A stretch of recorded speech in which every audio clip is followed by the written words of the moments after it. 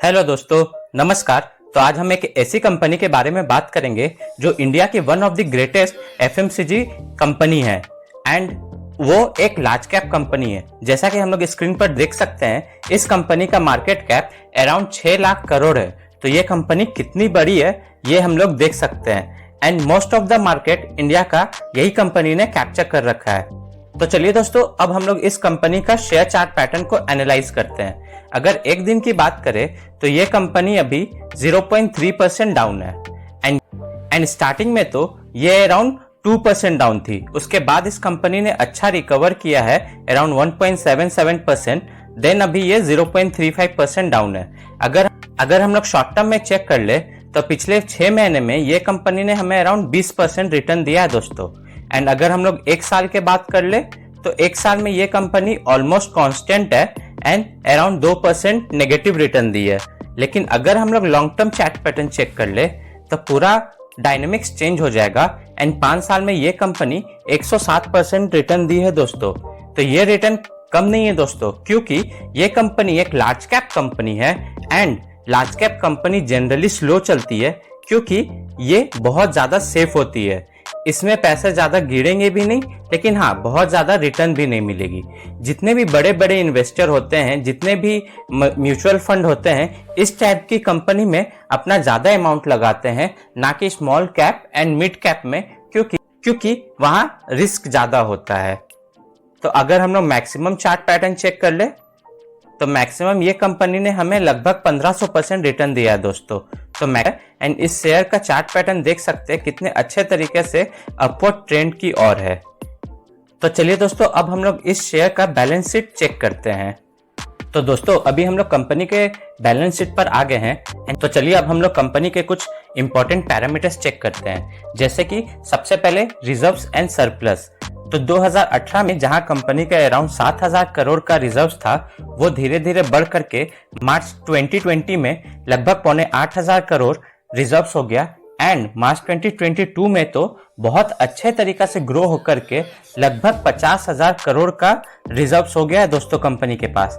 तो कितना अच्छा तरीका से कंपनी का रिजर्व्स बढ़ रहा है हम लोग देख सकते हैं। अगर हम लोग कंपनी का लॉन्ग टर्म बोरिंग चेक कर ले तो ये बिल्कुल जीरो है। अगर हम लोग शॉर्ट टर्म बोरिंग चेक कर ले तो वो भी जीरो है। तो कंपनी एक प्योर लोन फ्री कंपनी है दोस्तों। तो कंपनी का जितना भी प्रॉफिट होगा वो अपने आप को ग्रो करने में लगा सकता है। तो ये एक बहुत अच्छी बात होती है। अगर हम लोग कंपनी का cash and cash equivalent check कर ले तो एट प्रेजेंट कंपनी के पास लगभग 3,500 करोड़ का कैश है। तो कंपनी का रिजर्व्स बहुत अच्छा है, कंपनी के पास कैश भी बहुत अच्छा है, कंपनी लोन फ्री कंपनी है। तो ये एक बहुत अच्छा बैलेंस शीट है दोस्तों कंपनी का। तो चलिए दोस्तों, अब हम लोग इस कंपनी का quarter on quarter wise and year on year wise result check करते हैं, क्योंकि वो एक बहुत ज्यादा इंपॉर्टेंट पार्ट होता है कंपनी को सेलेक्ट करने में। तो दोस्तों अभी हम लोग कंपनी के बैलेंस शीट पर आ चुके हैं एंड मैं पहले ये बता दूं, ये सारे फिगर्स इन करोड़ हैं। तो दोस्तों हमें कंपनी का बैलेंस शीट चेक करना क्यों इंपॉर्टेंट होता है, क्योंकि इसी से हमें कॉन्फिडेंस मिलता है। मान लीजिए कंपनी 1 साल 1.5 साल चले नहीं, तो अगर आपको कंपनी का बैलेंस शीट पता नहीं होगा, अगर आप इसे चेक नहीं किए होंगे तो आपको कंपनी के ऊपर भरोसा नहीं होगा एंड आप पैनिक में उसे सेल कर दीजिएगा सिर्फ मेरा बात सुन के।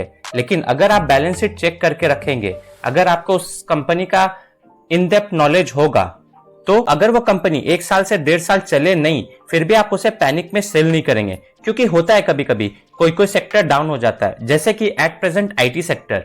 अभी आईटी सेक्टर 2020 से 21 के टाइम पे बहुत ज्यादा रिटर्न दिया, तो अभी उस कंपनी का फेज नहीं है, अभी वो सेक्टर पूरा डाउन चल रहा है। तो इसी तरह बहुत सारे सेक्टर का फेज आता है कभी कभी।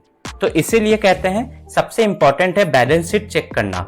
तो दोस्तों सबसे पहले अगर हम लोग quarter on quarter wise check कर ले तो नेट सेल्स एट प्रेजेंट पिछला क्वार्टर में जहां 13,500 करोड़ के आसपास था, वो इस क्वार्टर में बढ़ करके 14,357 करोड़ हो गया है दोस्तों। अगर हम लोग एक्सपेंसेस चेक कर ले, लास्ट क्वार्टर में जहां 4,500 करोड़ एक्सपेंस था, वो इस क्वार्टर में बढ़ करके 4,868 करोड़ हो गया है दोस्तों। अगर हम लोग profit and loss before any exceptional item check कर ले तो लास्ट क्वार्टर में जहां 3,023 करोड़ था, वो इस क्वार्टर में हल्का सा बढ़ करके 3,121 करोड़ हो गया दोस्तों। अगर हम लोग नेट प्रॉफिट चेक कर ले तो नेट प्रॉफिट जहां पिछले क्वार्टर में 2307 करोड़ था, वो इस क्वार्टर में थोड़ा सा इंप्रूव होकर के 2391 करोड़ हो गया है दोस्तों। अगर हम लोग year on year wise check कर ले तो लास्ट ईयर जहां कंपनी का नेट सेल्स 12,000 करोड़ के आसपास था, वो इस ईयर बढ़ करके लगभग 14,500 करोड़ हो गया दोस्तों। तो नेट सेल्स तो कंपनी का ईयर ऑन ईयर वाइज बहुत अच्छा तरीका से ग्रो हुआ है।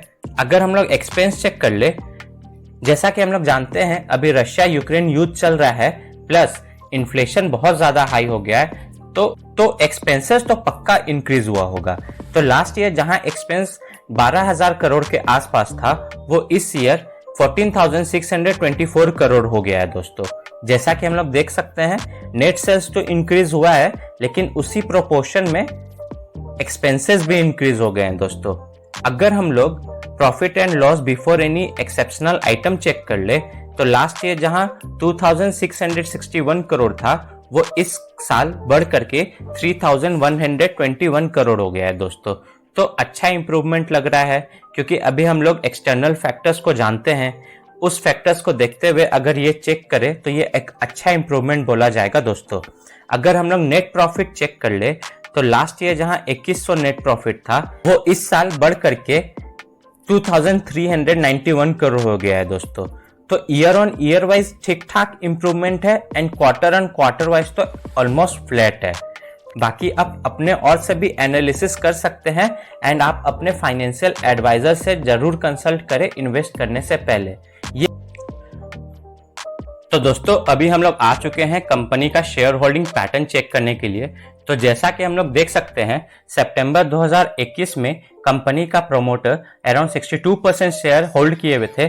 अभी भी एट प्रेजेंट कंपनी के प्रोमोटर्स अराउंड 62% शेयर होल्ड किए हुए हैं। Foreign institution around 13.3% share hold किए हुए हैं, जो पिछले 2 क्वार्टर से थोड़ा रिड्यूस हो चुका है।